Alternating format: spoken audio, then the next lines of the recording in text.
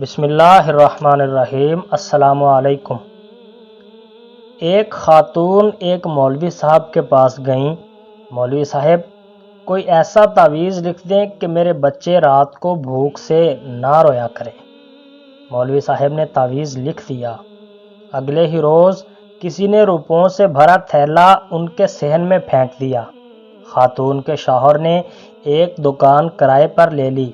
کاروبار میں برکت ہوئی اور دکانیں بڑھنے لگیں اور پیسے کی ریل پیل ہو گئی۔ ایک دن خاتون کی نظر اس پرانے صندوق پر پڑی جس میں انہوں نے تعویذ کو محفوظ رکھا تھا۔ جانے مولوی صاحب نے تعویذ میں کیا لکھا تھا؟ تجسس میں انہوں نے تعویذ کھول ڈالا۔ لکھا تھا، جب پیسے کی ریل پیل ہو جائے تو سارا پیسہ تجوری میں رکھنے کی بجائے کچھ ایسے گھروں میں ڈال دینا جہاں رات کو بچوں کے رونے کی آواز آتی ہو۔